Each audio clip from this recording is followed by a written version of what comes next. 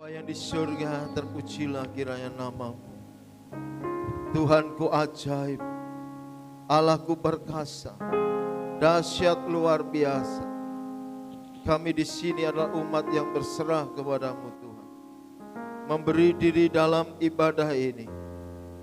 Sekalipun kami terpisah, namun kami tahu Engkaulah yang menyatukan kami dalam jiwa yang sama, roh yang sama, dalam penyembahan sama, pada Allah yang tunggal, yang kami kenal dalam nama Yesus, Juru Selamat umat manusia.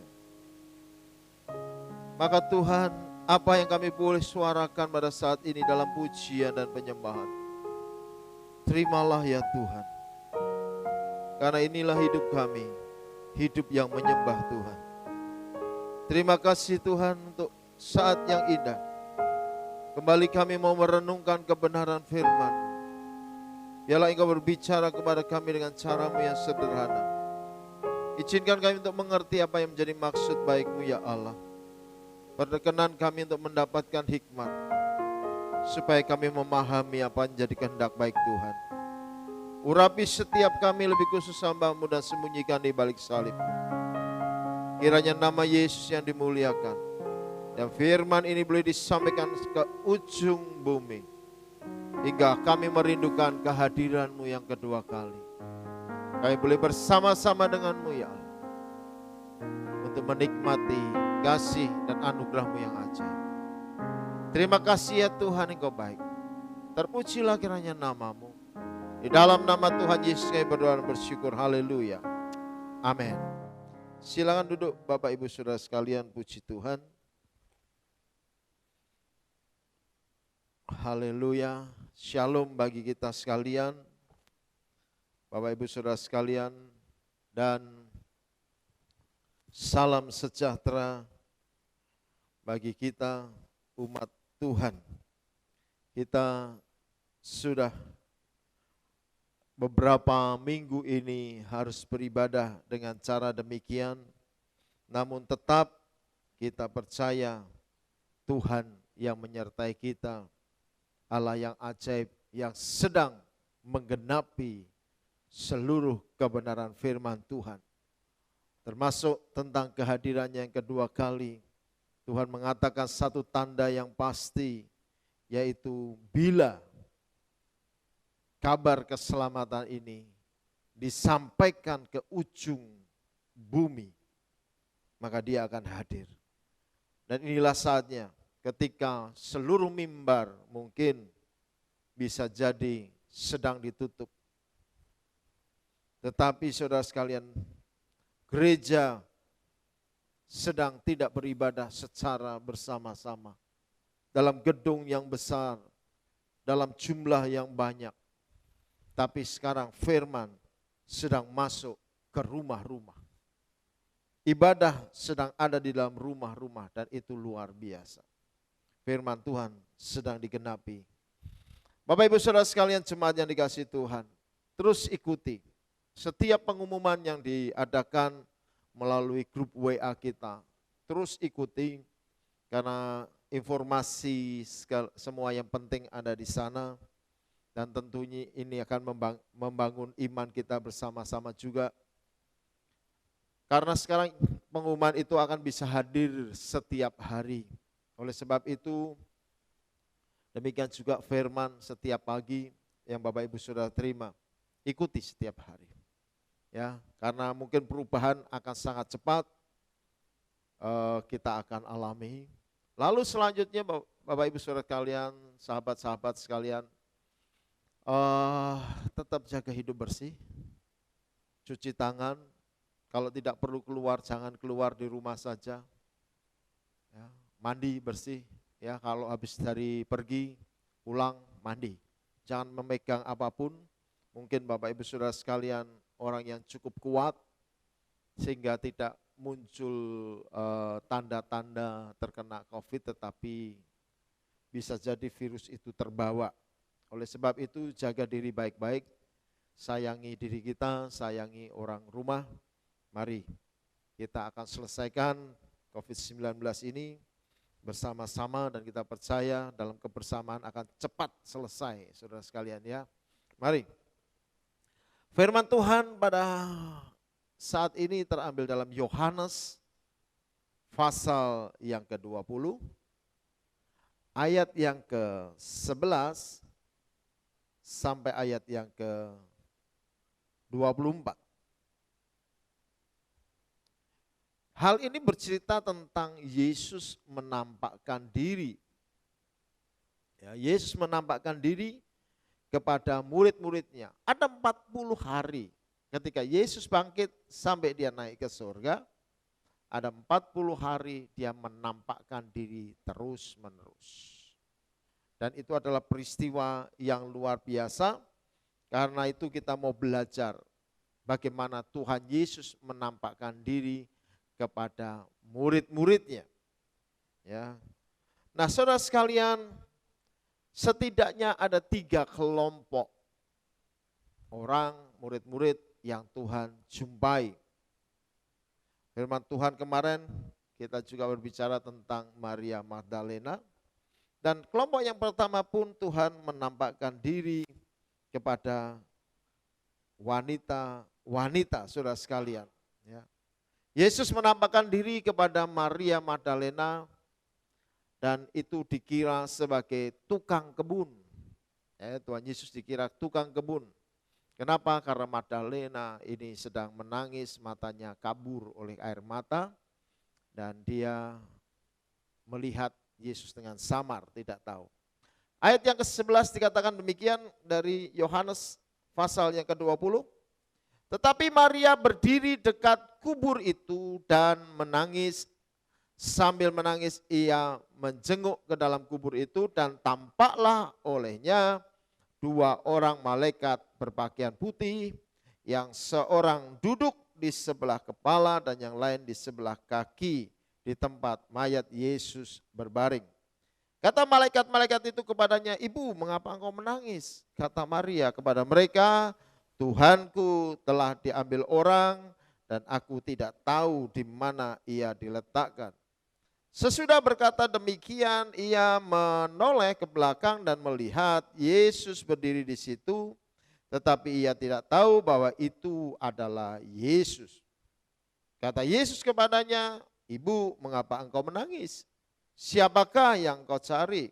Maria menyangka orang itu adalah penunggu taman. Lalu berkata kepadanya, "Tuan, jikalau Tuan yang mengambil dia, katakanlah kepadaku di mana Tuhan meletakkan dia supaya aku dapat mengambilnya." Kata Yesus kepadanya, "Maria." Maria berpaling dan berkata kepadanya dalam bahasa Ibrani, Rabuni, artinya guru. Kata Yesus kepadanya, "Janganlah engkau memegang aku sebab aku belum pergi kepada Bapa, tetapi pergilah kepada saudara-saudaraku dan katakanlah kepada mereka bahwa sekarang aku akan pergi kepada Bapakku dan Bapamu, kepada Allahku dan Allahmu." Maria Magdalena pergi dan berkata kepada murid-murid, "Aku telah melihat Tuhan dan juga bahwa Dia yang mengatakan hal-hal itu kepadanya." Puji Tuhan. Bapak Ibu Saudara sekalian, sebagai sebuah pertanyaan yang penting, mengapa Tuhan menjumpai lebih dahulu Maria? Seorang wanita. Dan bukan murni dalam artian murid Tuhan Yesus secara inti, ada 11 orang, yang satu Mas Iskariot. Kenapa Maria lebih dahulu? Para wanita ini pagi-pagi datang ke kubur Yesus dan tidak menjumpai, ya, tidak menjumpai Yesus, dan kemudian Maria Magdalena tinggal sejenak. Maria Magdalena ini sebenarnya orang yang dirasuk oleh 7 roh jahat.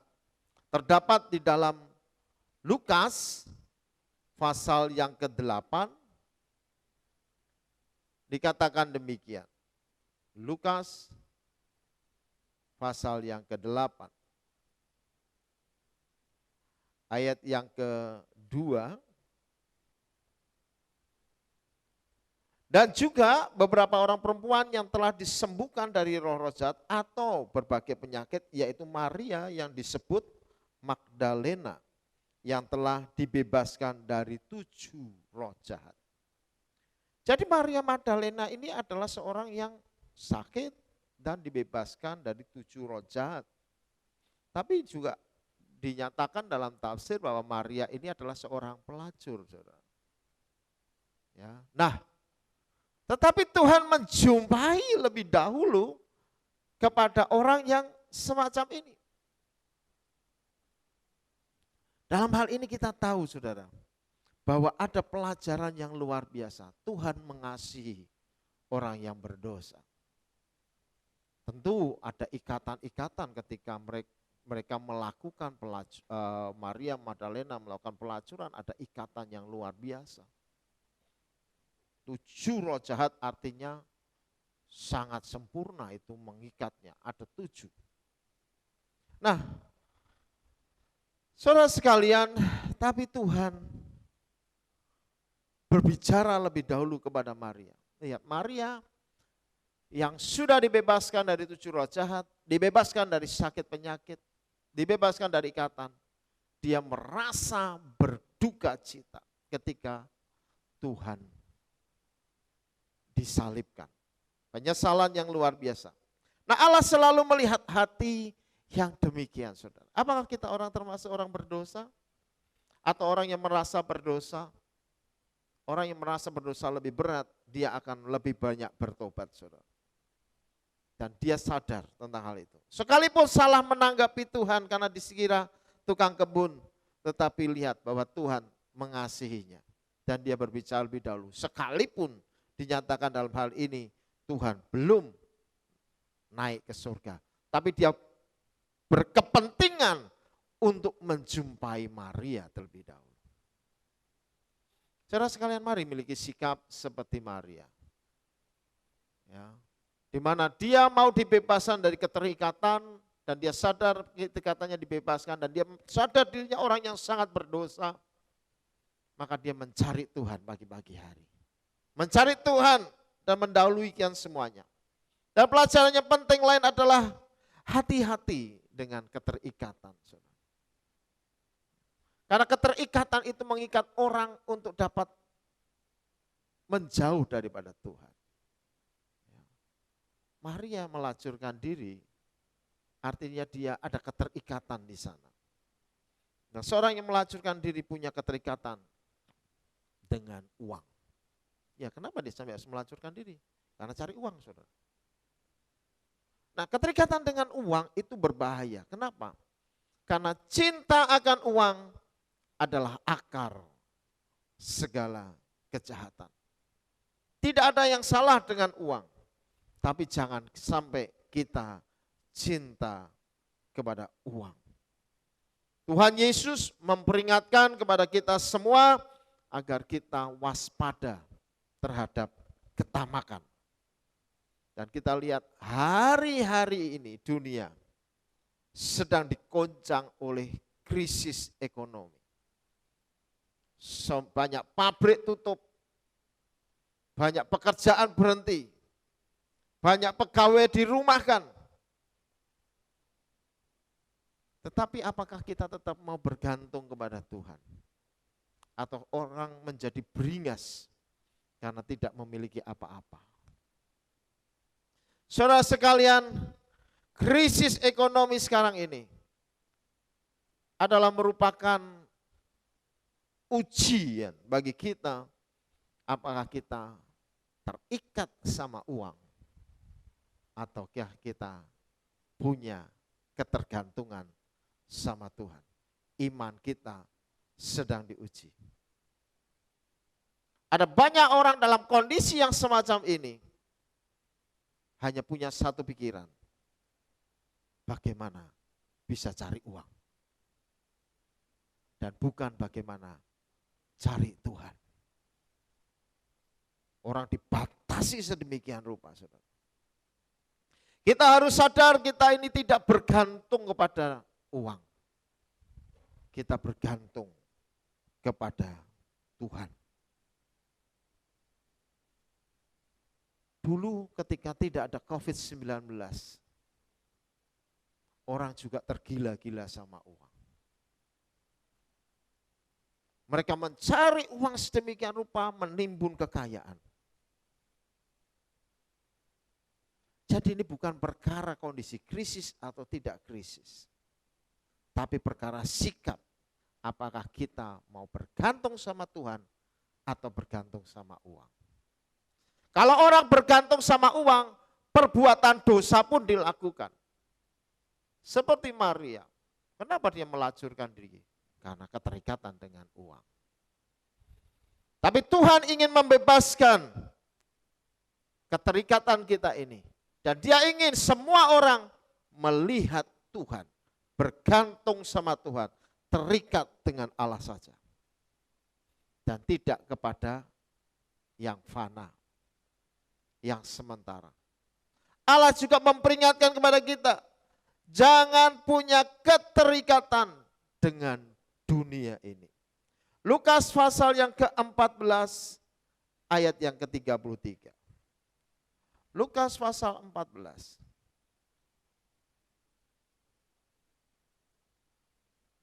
Ayat yang ke-33. Demikian dikatakan firman Tuhan.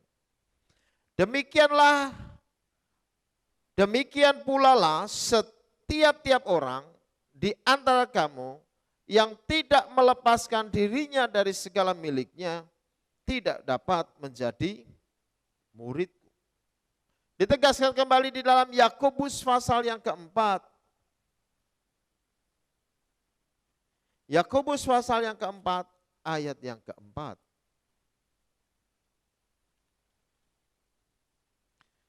Firman Tuhan mengatakan demikian, hai kamu orang-orang yang tidak setia, tidakkah kamu tahu bahwa persahabatan dengan dunia adalah permusuhan dengan Allah? Jadi barang siapa hendak menjadi sahabat dunia ini, ia menjadikan dirinya musuh Allah. Jadi hal yang kedua, keterikatan yang harusnya kita hindari adalah keterikatan dengan dunia ini. Seindah apapun, sebaik apapun dunia ini sementara dan fana, dan itu tidak bisa dibawa kemana-mana. Kalau kita meninggal pun harus ditinggalkan. Maka saudara sekalian, kenapa kita tidak mencari harta yang sejati? Yaitu sesuatu yang kekal, sesuatu yang abadi. Kalau kita terikat dengan dunia ini, kita akan susah ngikut Tuhan. Tidak bisa disebut murid Yesus, justru menjadi musuh Allah. Saudara sekalian, dengan kondisi yang semacam ini, COVID yang ada, kita disadarkan, sekaya apapun orang itu, walaupun banyak hobinya, banyak sahabat, relasi kolega, mati kena COVID-19, tidak bisa ditunggui oleh teman saudara sahabatnya. Tidak ada yang bisa dibawa. Bahkan yang pakaian yang pernah dipakai pun tidak bisa dimasukkan peti.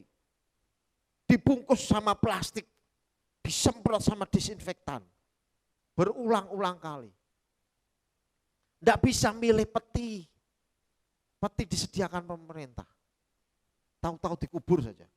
Tidak bisa milih tanah kuburan mana yang dikehendaki. Tidak bisa dibangun, ya entah nanti. Tapi letaknya di situ. Tidak bisa cari tanah yang double kalau suami istri. Semuanya berdempetan. Ya. Semuanya berdempetan.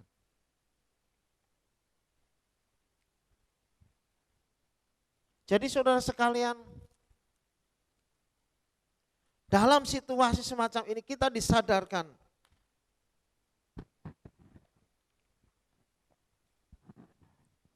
bahwa hidup kita ini tidak bergantung dengan dunia. Tidak, saudara sekalian. Hidup kita ini bergantung sama Tuhan. Kalau kita punya keterikatan dengan dunia ini, susah kita mengikut Tuhan. Ikutilah Tuhan. Kita disadarkan pada saat ini, saudara. Dan keterikatan yang berat kedua dengan kita belajar kenapa Yesus menjumpai Maria Magdalena. Karena ada keterikatan kedua yang ketiga yang berat, yaitu keterikatan terhadap seks. Kenapa dia melacurkan diri? Seks, saudara sekalian. Matius pasal yang kelima ayat 28 inilah standar di mana Tuhan memberikan kepada kita. Bagaimana kita memandang tentang seksualitas. Matius pasal yang kelima, ayat yang ke-28, firman Tuhan menulis begini. Tetapi aku berkata kepadamu, setiap orang yang memandang perempuan serta menginginkannya, sudah berzina dengan dia di dalam hatinya. Inilah standar yang Tuhan berikan kepada kita. Maka hati-hati dengan panca indera kita. Hati-hati dengan mata, telinga, perasaan kita. Hati-hati saudara sekalian. Ini bukan perkara kita sudah melakukan pelacuran seperti yang dilakukan Maria dan itu memang salah. Atau perselingkuhan, itu memang salah. Tetapi saudara sekalian, mari kita harus menjadi pengikut Kristus yang benar. Tuhan ingin kita melepaskan diri. Saudara, sebelum peristiwa ini terjadi, pesta homoseksual, ada harinya lagi, hari homoseksual. Itu terjadi di seluruh dunia. Di Italia, Brasil, di Kanada. Gila-gilaan saudara. Mereka mempertontonkan, mempertunjukkan kenajisan yang luar biasa.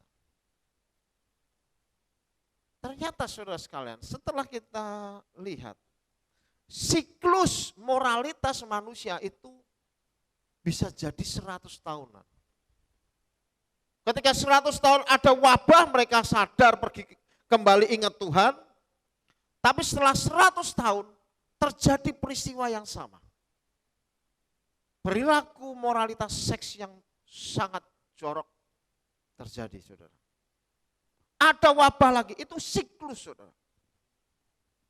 Seperti yang terjadi di kota Sodom dan Gomora.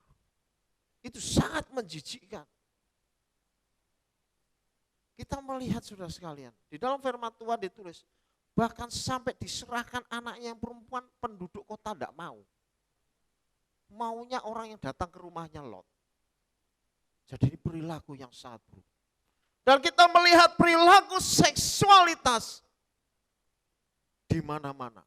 Di internet, di sosial media, di mana-mana saudara. Bahkan di jalan-jalan. Bahkan sempat disiarkan di berita televisi. Luar biasa sekali. Betapa berat keterikatan dengan seksualitas. Tuhan ingin kita datang kepadanya. Karena Tuhan bilang, marilah kepadaku semua yang letih lesu dan berbeban berat. Allah membuka dirinya supaya kita datang kepadanya. Dan Tuhan ingin kita lepas dari ikatan.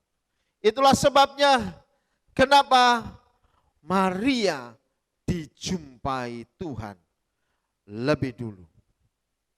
Kenapa Maria ada bagian yang pertama di mana Tuhan menjumpai dia. Karena Allah ingin membebaskan Maria di dalam keterikatan. Saudara sekalian, di dalam Ibrani pasal yang ke-12, ayat yang pertama. Di sini dikatakan, karena kita mempunyai banyak saksi bagaikan awan yang mengelilingi kita.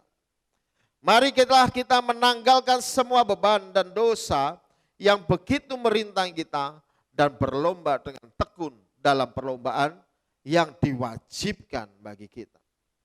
Ini berkaitan dengan nasihat supaya bertekun dalam iman. Saudara, orang yang bertekun dalam iman seperti sebuah pertandingan. Dalam sebuah pertandingan olahraga, lari jarak jauh, lari jarak pendek, atau olahraga hampir olahraga apapun, jarang orang bawa beban. Selain olahraga beban tentunya. Tetapi orangnya sendiri tidak bawa beban. Tidak ada keterikatan.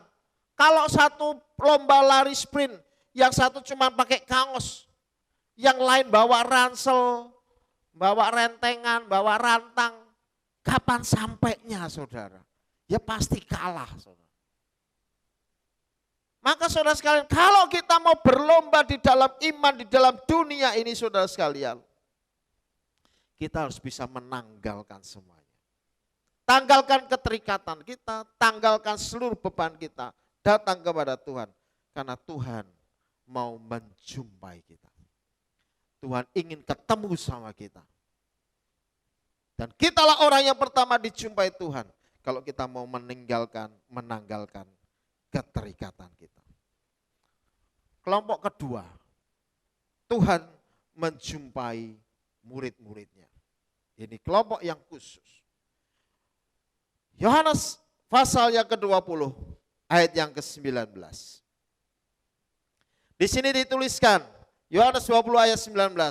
Ketika hari sudah malam, pada hari pertama minggu itu berkumpullah murid-murid Yesus di suatu tempat dengan pintu-pintu yang terkunci karena mereka takut kepada orang-orang Yahudi. Pada waktu itu datanglah Yesus dan berdiri di tengah-tengah mereka dan berkata, damai sejahtera bagi kamu. Dan sesudah berkata demikian ia menunjukkan tangannya dan lambungnya kepada mereka. Murid-murid itu bersuka cita ketika mereka melihat Tuhan. Maka kata Yesus sekali lagi, damai sejahtera bagi kamu. Sama seperti Bapa mengutus aku, demikian juga sekarang aku mengutus kamu. Dan sesudah berkata demikian ia menghembusi mereka dan berkata, terimalah Roh Kudus. Jikalau kamu mengampuni dosa orang, dosanya diampuni. Dan jikalau kamu menyatakan dosa orang tetap ada, dosanya tetap ada. Saudara, hal kelompok kedua yang dijumpai oleh Tuhan Yesus adalah murid-muridnya. Ini murid-murid inti. Orang yang hidup bersama dengan Tuhan Yesus sekian lama, bisa dikatakan 24 jam mengikut Tuhan. Ya, Tuhan ingin semua orang menjadi muridnya. Karena itu adalah perintah. Ya, perintah Tuhan jelas, jadikanlah semua bangsa muridku. Ini tuntutan Allah. Semua orang boleh memahami bahwa dirinya adalah murid. Supaya apa? Menjadi orang-orang yang bisa dijumpai oleh Tuhan. Orang-orang yang dituntut oleh Tuhan menjadi murid-murid, maka dia harus bisa mengutamakan Tuhan. Orang yang punya komitmen untuk mengutamakan Tuhan Yesus. Lukas pasal 14 ayat yang ke-26. Lukas 14 ayat 26. Di sini dituliskan bagi kita sekalian, Bapak Ibu Saudara sekalian. Sahabat-sahabat, saya ingin membaca kepada Bapak Ibu Lukas 14 ayat yang ke-26. Jikalau seorang datang kepadaku dan ia tidak membenci bapaknya, ibunya, istrinya, anak-anaknya laki-laki, saudaranya laki-laki atau perempuan, maka bahkan nyawanya sendiri, ia tidak dapat menjadi muridku. Jadi saudara sekalian, inilah yang menjadi pokok menjadi murid. Yaitu bisa punya prioritas, komitmen bahwa Yesuslah yang utama dari semuanya. Saudara, kalau engkau bisa cinta Yesus, engkau bisa cinta keluarga. Orang yang tidak bisa cinta sama Tuhan, susah cinta sama keluarga. Tuhan saja gak ditakuti. Gimana dia takut sama orang tua, saudara? Kalau kita menyadari kita cinta Tuhan, takut sama Tuhan, orang bisa hormat pada orang tua. Tuhan saja tidak dihormati, bagaimana bisa menghormati orang tua? Yang muncul kemunafikan saja, saudara sekalian. Tuhan hanya ingin menyatakan itu, prioritaskanlah dulu Tuhan. carilah kerajaan Allah dan kebenarannya, maka semuanya itu akan ditambahkan. Kalau kita bisa memprioritaskan hidup kita kepada Tuhan, seperti murid-murid, maka Tuhan menjumpai kita. Apakah kita punya prioritas diri pada Tuhan? Lebih khusus dalam kondisi semacam ini, saudara sekalian. Apakah justru kita merasa beruntung? Oh, tidak ada kebaktian, puji Tuhan. Loh, jangan seperti itu, saudara. Justru disinilah kita sedang diuji. Sekalipun di rumah, kita tetap berbakti, saudara. Cari Tuhan, prioritas Tuhan. Sungguh-sungguh kita datang kepada Tuhan. Yang kedua, ayat yang ke-27, Yesus juga menyatakan untuk menjadi murid. Lukas 14 ayat 27. Dikatakan, barang siapa tidak memikul salibnya dan mengikut aku, ia tidak dapat menjadi muridku. Jadi yang kedua adalah orang yang menjadi murid harus seorang yang berani memikul salib. Bukan sekedar untuk mencari enak-enak. Saudara, peristiwa COVID ini memberikan kepada kita sebuah pencerahan. Jangan cuma sekedar cari berkat. Dikotbahi berkat, senangnya minta ampun. Saudara. Dalam kondisi seperti ini orang jadi kebingungan. Tapi orang harus sadar, ikut Tuhan itu ada bagian harus kita pikul salib. Ada kalanya kita harus menanggung derita. Ada kalanya gereja harus mengalami aniaya bahkan. Tapi mari kita siapkan hati kita, siapkan diri kita, supaya kita siap menantikan kedatangan Tuhan. Karena hari kedatangan Tuhan akan dimulai dengan banyak sengsara. Jangan dinina-bobokkan, jangan masukkan pengertian dalam otak kita. Ikut Tuhan enak, lepas dari masalah dan lain sebagainya. Jangan disesatkan dengan teologi yang kemakmuran. Kalau ikut Tuhan itu pasti toko rame. Lepas dari Tuhan, toko sepi, itu salah. Saudara. Belum tentu juga. Itu perkara manajemen, bukan perkara ikut Tuhan. Mari saudara sekalian, kita kembali kepada Alkitab yang benar. Jadilah murid Tuhan. Prioritaskan Tuhan. Yang kedua, bersedialah pikul salib. Ya, tidak semua harus enak-enakan saja. Tuhan sedang menempa iman kita untuk percaya kepadanya. Badai itu pasti berlalu. Amin. Tetapi kita harus tahu sebelum berlalu badai itu datang dulu. Kalau badai itu datang, apakah kita punya dasar bangunan yang kuat? Kalau rumah didirikan di atas batu, dasarnya kuat, badai seperti apapun, rumah akan tetap kokoh berdiri. Apakah akar kita cukup tajam dalam menopang hidup kita?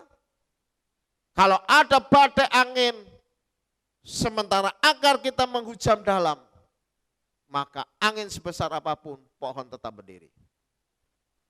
Oleh sebab itu, jadilah murid Tuhan yang benar-benar berkualitas. Ketika Tuhan Yesus datang nanti. Nah, dalam situasi yang begitu saudara sekalian, menjadi murid-murid Tuhan dengan tantangan yang luar biasa, Tuhan berkata, damai sejahtera bagi kita. Damai sejahtera. Karena Yesus sudah membuktikan bahwa dirinya menang atas maut. Tantangan apa lagi yang lebih dari maut? Tidak ada lagi tantangan ekonomi, tantangan sosial, tantangan budaya, tantangan politik. Tidak lebih besar daripada tantangan maut. Orang sekarang ketakutan karena ditantang oleh maut COVID-19.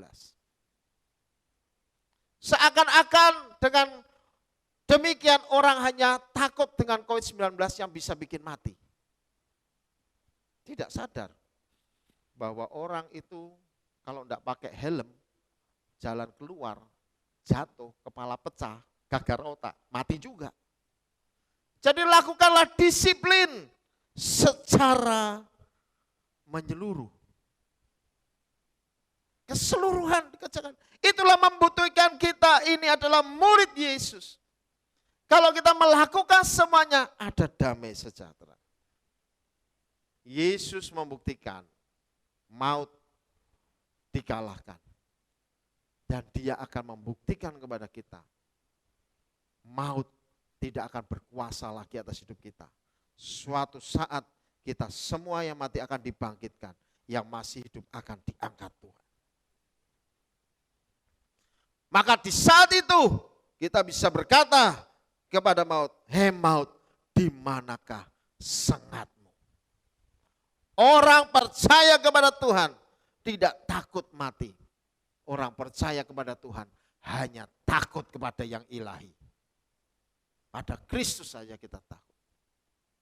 Karena itu kerjakanlah karya keselamatan yang Tuhan percayakan kepada kita. Damai sejahtera bagi kita. Dan ketika Bapa mengutus Yesus, maka sekarang kita diutus Tuhan. Allah mencari murid-murid, menjumpai murid-murid yang demikian. Dan dia menaruh kuasa Roh Kudusnya dalam diri kita. Kuasa itu luar biasa. Kuasa yang sama dinyatakan kalau kita mengampuni dosa orang. Ini dosa, bukan kesalahan, bukan pelanggaran. Levelnya lebih lagi. Kalau kita mengampuni dosa orang yang dia perbuat dalam diri kita, maka saudara sekalian, dosanya diampuni. Tetapi kalau kita menyatakan dosa orang itu tetap ada, maka dosanya tetap ada. Mati hidup kekekalan orang, kita bisa pegang. Tuhan menjumpai orang dengan power-power yang demikian. Orang yang menjadi murid-murid Tuhan. Dan itu adalah hidup kita yang punya kualitas. Kualitas yang terdiri dari prioritas kepada Tuhan. Bisa ambil komitmen bahwa Tuhan yang utama. Dan yang kedua adalah prioritas diri kita berani pikul salib. Tidak hidup enak-enakan. Bangun kualitas iman kita. Kualitas iman yang baik, saudara.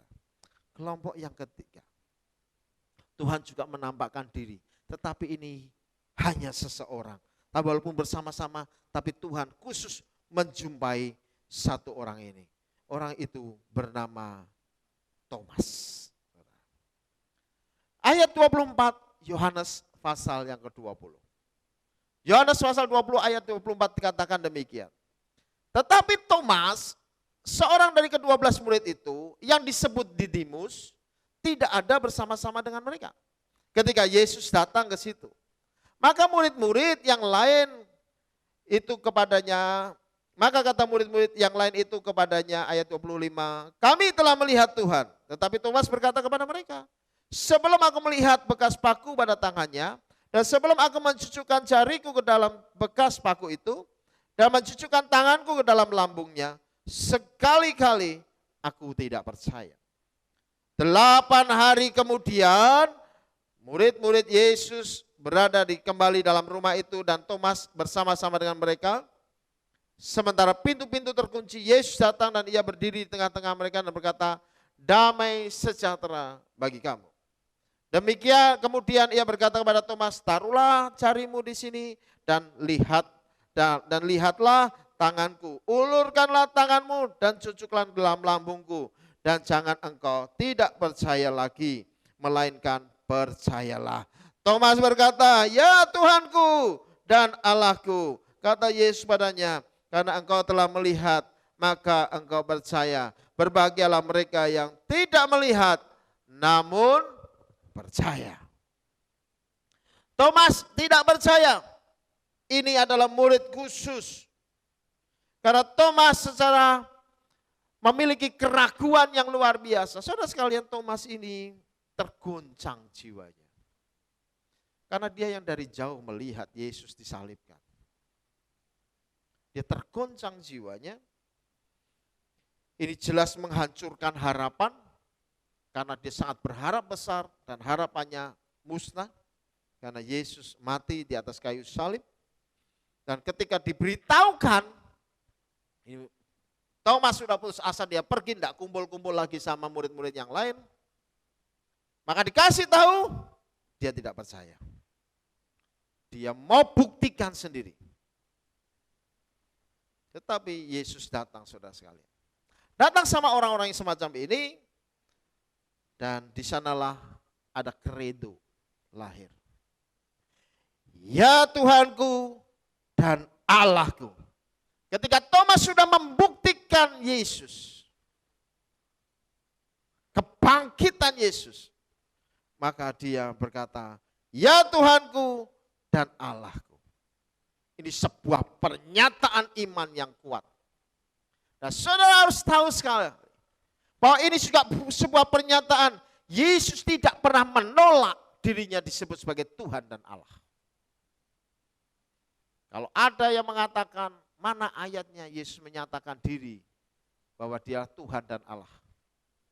Ini ayatnya. Dia tidak menolak bahwa dia disebut sebagai Tuhan.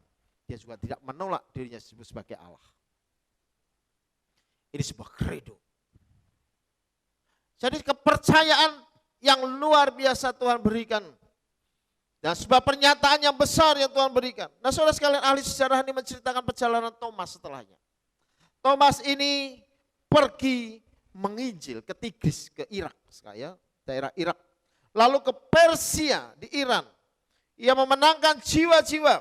Ya, pada tahun 52 ia berlayar ke selatan India di daerah Malabar. Di sana ia memberitakan Injil kepada kasta Brahma. Ya. Pada waktu bangsa Portugis datang ke sana, ternyata ada kelompok Kristen. Dan itulah benih penginjilan dari Thomas. Ya. Ya, dia menginjil terus dan di situ ia akhirnya mati. Ya, dibuang di dalam sumur dan mati kena tombak ya dari Brahmana. Ya. Nah, saudara sekalian, bagaimana seorang yang peragu ini dapat begitu percaya lalu menjadi sangat radikal di dalam Tuhan. Mau menyerahkan dirinya dalam Tuhan. Karena dia sudah membuktikan Yesus, membuktikan Kristus. Sahabat, jangan sampai Yesus Kristus hanya sekedar ada di pikiran. Kalau Yesus Kristus hanya sekedar di pikiran, saudara sekalian, maka akan kalah dengan logika kita. Sedangkan logika dasar kita sangatlah terbatas. Dialah Tuhan, dialah Allah yang tidak terbatas. Itu di luar logika. Maka ketika kita sudah bisa mengalami Yesus, maka kita bisa bercerita banyak. Maka alamilah Yesus dulu. Bukankah kita ini dilahirkan untuk menjadi saksi Tuhan? Saksi artinya kita yang melihat, kita yang mendengar, kita yang menyaksikan, maka kita bisa bersaksi. Maka sudah jadilah orang Kristen yang mengalami. Dan bukan hanya sekedar orang Kristen secara lahir, Kristen secara dorongan orang, Kristen oleh karena punya kepentingan. Jangan saudara. Thomas kenapa menjadi hancur? Karena kepentingannya ikut hancur. Harapannya hancur. Tetapi jadilah Kristen yang mengalami Tuhan. Mengalami Kristus. Ini sebuah pernyataan yang penting dalam diri kita. Apakah kita sudah mengalami Tuhan selama kita menjadi orang Kristen? Saudara, Allah rindu menjumpai setiap kita supaya kita mengalami Tuhan. Bukan sekedar pernah dengar tentang Tuhan. Bukan sekedar hanya pernah mengetahui tentang Tuhan. Tapi alamilah Tuhan. Mari bangun diri kita dalam doa, pujian, penyembahan, dalam pengenalan akan kebenaran firman Tuhan, dalam kehidupan kita sehari-hari. Biarlah kita masuk dalam dimensi roh Tuhan, masuk dalam kuasa-Nya yang ajaib. Alami Tuhan. Ketika engkau bisa mengalami Tuhan, yang lainnya tidak menjadi penting, saudara. Ketika kita sudah mendapatkan sesuatu yang maha penting, yang lainnya menjadi tidak terlalu berharga. Lihat Paulus. Dalam masa lalu seorang Yahudi murni, seorang Farisi, dididik dalam didikan yang tinggi oleh Gamaliel, seorang guru besar. Seorang dengan kuasa dan power ketika Stefanus dirajam, maka seluruh baju ditaruh di kakinya. Ada kuasa. Dia pegang maklumat dari para ahli Taurat untuk menangkap orang. Ada kuasa yang besar. Bahkan dia punya kewarganegaraan Roma. Luar biasa nih orang. Tapi dia mengatakan apa? Pengenalannya akan Kristus, maka semuanya itu kuanggap sebagai sampah. Karena peristiwa ketika dia berjumpa dengan Yesus, apakah dia berjumpa secara langsung? Tidak. Dia hanya melihat cahaya. Tapi dia tahu suara itu adalah suara Yesus. Ketika dia mengalami, maka semua masa lalunya tidak berarti. Ketika dia mengalami yang paling penting, Allah sendiri menjumpai, maka hidupnya menjadi berubah luar biasa. Saudara, alamilah Yesus. Kita juga seperti Paulus tidak lihat Yesus. Karena itu Tuhan mengatakan dalam hal ini, saudara sekalian, kalau kita mau lihat bahwa Yesus berkata, karena engkau telah melihat, maka engkau percaya. Maka berbahagialah mereka, yaitu kita semua yang tidak melihat, namun percaya. Ayat 29 menegaskan kepada kita. Karena kita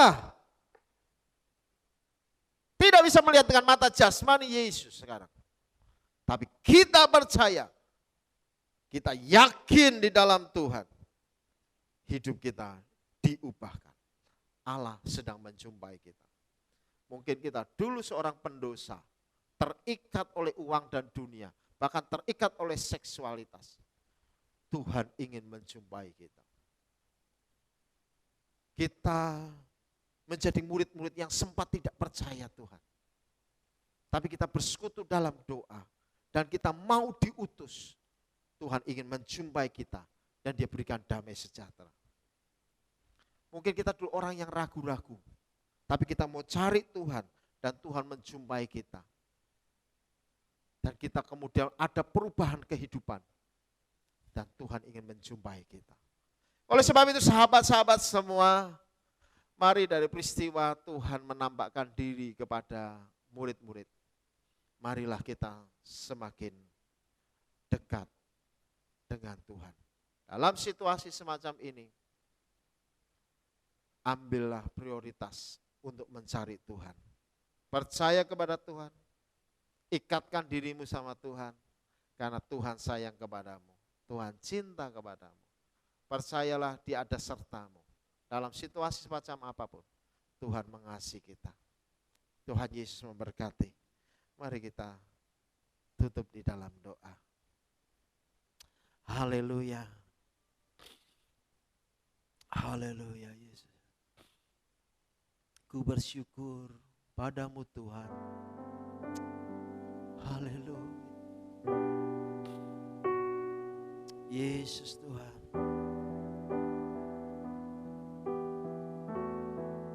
Engkau sungguh baik. Engkau amat baik, sangat baiknya Tuhan. Aku mau bersyukur kepadamu Tuhan. Aku mau memuji Engkau karena kebesaran kemuliaan. Bersyukur padamu Tuhan atas kasih-Mu dan bermasmur dan bermasmur bagi namamu yang kudus. Sebab Engkau kebenaran, sebab Engkau kebenaranku, padamu ku percaya. Betapa mulianya Tuhanku, ku rindu menyatakan tingginya.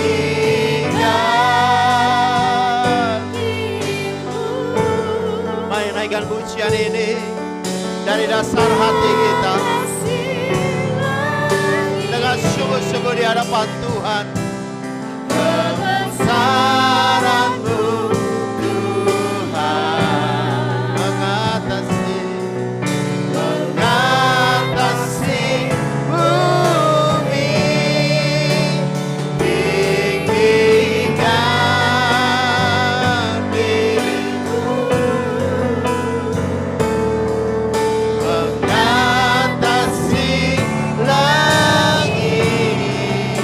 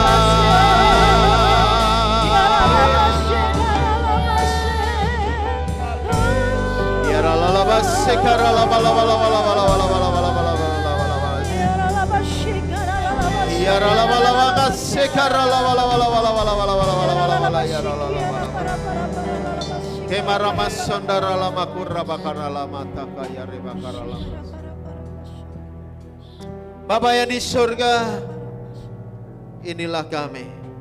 Kami terima firman-Mu ya Tuhan.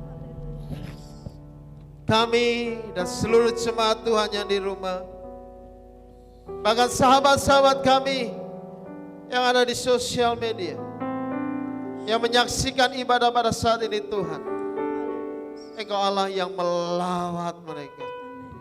Jumpailah setiap mereka ya Tuhan, anak-anak-Mu ini. Sekalipun masa lalu mereka dalam dosa yang berat, ada keterikatan dengan uang dan dunia, bahkan ada yang terikat dengan hal-hal yang bersifat seksual. Tuhan, Engkau menjumpai Maria, Engkau juga yang akan menjumpai jemaat-Mu Tuhan. Orang-orang yang demikian Engkau sayang, Engkau menjumpai kami ya Tuhan, supaya kami terbebas dari ikatan, agar Engkau menjumpai kami lebih dulu, sebelum Engkau menjumpai murid-murid-Mu yang lain. Kami mau menghapus air mata kami, karena kami tahu Tuhan, kami mau melihat dengan jelas Engkaulah Tuhan dan kami tidak mau salah lagi. Ialah kami belajar ya Tuhan, menghargai-Mu, dengan kami boleh melepaskan seluruh beban hidup kami, supaya kami boleh berlari dan bertanding dalam iman ini. Dan Engkau juga akan menjumpai Tuhan seluruh jemaat Tuhan yang di rumah maupun sahabat-sahabat kami yang ada di sosial media yang menyaksikan ibadah ini. Engkau menjumpai murid-murid-Mu, Engkau juga menjumpai mereka Tuhan. Satu persatu orang yang sudah Engkau pilih menjadi murid-Mu, di mana mereka mau berkomitmen mengutamakan Tuhan. Mereka mau Tuhan memikul salib. Di dalam dunia yang semacam ini, kami tidak hanya mau terima yang enak-enak saja, tapi kami mau juga Tuhan bersama-sama memberitakan kabar keselamatan, baik waktunya buruk atau tidak. Menjadi murid-Mu ya Tuhan yang diberi kuasa, karena kami tahu damai sejahtera atas kami sudah lebih cukup dari apapun. Kami menjadi murid Tuhan yang berkualitas untuk mengabarkan Injil, menyelamatkan banyak orang.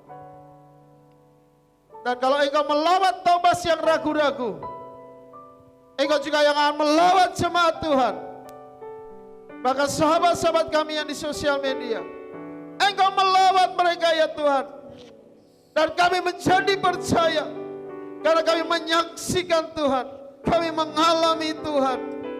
Kami tahu Tuhan ada, kami tahu Tuhan adalah Allah yang nyata. Maka kami boleh mengucapkan, ya Tuhanku, ya Allahku, seperti Thomas. Inilah iman kami Tuhan, tidak tergoyahkan, karena Engkaulah Kristus Juru Selamat, hidup kekal selama-lamanya, tidak terbantahkan oleh apapun. Engkaulah Tuhan, Engkaulah Allah. Maka kami akan berubah, hidup kami berbeda. Kami mau menjadi pribadi yang percaya penuh kepada Tuhan. Engkau sedang mencari orang-orang ini dalam dunia. Dalam situasi COVID-19, Engkau beracara atas kami lebih lanjut. Sekarang aku berdoa ya Tuhan, bagi seluruh jemaat Tuhan dan sahabat-sahabat sosial media yang menyaksikan ibadah ini, Engkau memberkati mereka satu persatu. Beri kesehatan dan kekuatan ya Tuhan. Rahmat anugerah-Mu melimpah atas mereka. Jamah mereka ya Tuhan. Biarlah iman mereka terbangun untuk semakin mengenal Tuhan. Kami juga bersama-sama berdoa, mengangkat tangan di hadapan-Mu untuk bangsa kami Indonesia, bangsa yang kami cintai. Kami akan serukan Tuhan, Shalom Indonesia. Indonesia aman, damai, sejahtera. Kami percayakan Indonesia dalam tangan kekuasaan Tuhan. Pemerintahan kami dari pusat hingga ke daerah, Tuhan berkati. Tolong Bapak Joko Widodo, Presiden kami. Tolong Bapak Ganjar Pranowo, Gubernur kami. Tolong juga Tuhan Bapak Hendar Prihadi, Wali Kota Semarang. Engkau memberkati camat kami Gayam Sari. Engkau memberkati Lurah Siwalan, Ibu Niken. Engkau memberkati RW RT kami Tuhan. Engkau nyatakan kuasa atas hidup mereka. Diberkati hidup mereka Tuhan. Biarlah mereka menjadi orang yang kuat dalam masa-masa krisis semacam ini. Terima kasih ya Tuhan, Engkau memberikan keamanan dari Sabang hingga ke Merauke. Engkau memberkati dalam kelimpahan kekayaan. Kami pasti bangkit kembali. Karena kami punya Tuhan. Kami punya harapan. Kami punya masa depan. Kami punya Tuhan Yesus. Terima kasih ya Tuhan. Engkau memberkati gerejamu ini. Nyatakan kuasa-Mu ya Tuhan. Kami tahu ibadah harus tetap berjalan. Dan inilah cara-Mu yang ajaib. Supaya ibadah ini sampai ke rumah-rumah. Bahkan ke rumah-rumah orang yang tidak kami kenal sekalipun. Biarlah Tuhan melawat mereka Tuhan. Berkati ya Allah. Gereja ini berdiri Tuhan dengan kuasa-Mu. Dan kami percaya dari sini pun akan lahir orang-orang yang perkasa di muka bumi. Diberkati tetangga kami kiri kanan muka belakang. Engkau memberkati mereka satu persatu. Nyatakan setiap Tuhan. Biarlah gereja ini melebarkan pancang patok rumahnya. Diberkatilah Tuhan. Ya, setiap doa permohonan kami ini. Terima kasih Tuhan Yesus. Engkau sungguh baik. Amat baik. Sangat baik. Biarlah Engkau mendengar doa kami ya Tuhan. Kiranya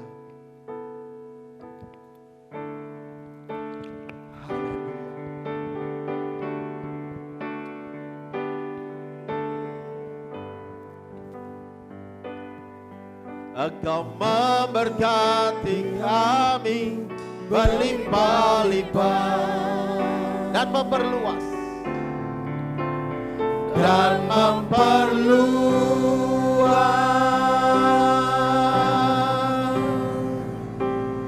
daerah kami dan kiranya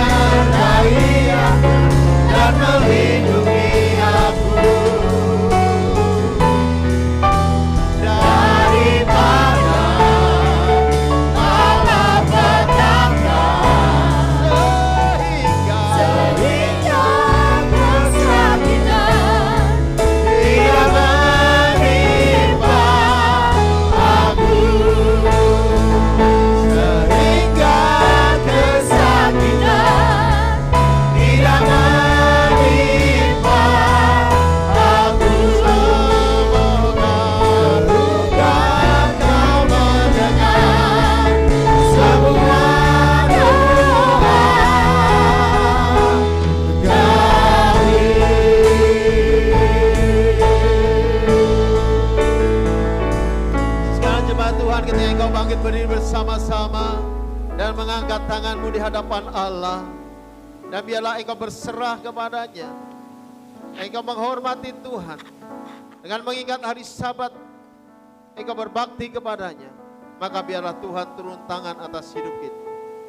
Bapa di sorga, bukankah mereka melakukan apa yang baik di hadapan-Mu? Mereka beribadah kepadamu ya Tuhan. Mereka mempersembahkan korban syukur. Bahkan mereka taat di dalam persepuluhan. Mereka mengembalikan pula Tuhan korban khusus untuk pekerjaan Tuhan di tempat ini. Maka Tuhan, Engkau memberkati setiap tangannya memberi ini. Engkau melipat gandakan hasil usaha mereka. Engkau meneguhkan buah tangan mereka. Dan buatlah hidup mereka berhasil serta beruntung. Dimanapun mereka berada, mereka keluar masuk pintu akan menemukan padang rumput yang hijau. Mereka menikmati aliran air yang tenang. Maka Tuhan, aku berdoa, biarlah Engkau sejahterakan anak-anak Tuhan. Dan mereka memuji, membesarkan nama-Mu, memuliakan Engkau, sujud menyembah ke arah bait-Mu yang kudus. Menikmati bait-Mu, menerima kasih sayang Tuhan dan mendapatkan kebenaran firman. Maka Tuhan, turunlah tangan atas hidup mereka, berikan damai sejahtera. Taruhlah sukacita dan berikan hati yang gembira. Tuhan, Engkau memberkati keluarga-keluarga Kristen. Biarlah mereka menjadi keluarga yang sukses dan berbahagia. Diberkati dengan anak-anak yang cerdas, pandai, berprestasi, menghasilkan karya-karya memuliakan nama Tuhan. Diberkati keluarga-keluarga yang ada di tempat ini, supaya mereka tersedia makanan. Bapa di surga, diberkatilah hidup setiap kami di tempat ini. Langkah kami akan terus naik, tidak pernah turun, menjadi kepala dan bukan menjadi ekor. Tuhan memberkati dimanapun kami berada dengan perlindungan-Mu yang kuat, bahkan malaikat Tuhan ada serta kami. Terima kasih ya Tuhan Yesus, Engkau baik. Dan biarlah kami senantiasa tahu bahwa Tuhan beserta dan akan mengingat bahwa kami harus menghormati Tuhan. Jemaat Tuhan kekasih Kristus, sekarang Engkau boleh pulang ke rumahmu, kembali ke dalam aktivitas hidupmu, di dalam usaha dagangmu, dalam pekerjaan yang kau tekuni. Percaya kepada Tuhan, Tuhan serta menolong dalam pendidikan yang kau kerjakan. Sekarang bersama-sama terimalah berkat damai sejahtera daripada Allah Bapa, kasih karunia dari Tuhan Yesus Kristus, serta persekutuan dalam kuat kuasa Roh Kudus menolong dan menghiburmu sekarang sampai selama-lamanya. Haleluya. Yang diberkati sama katakan amin. Mari kita bersyukur.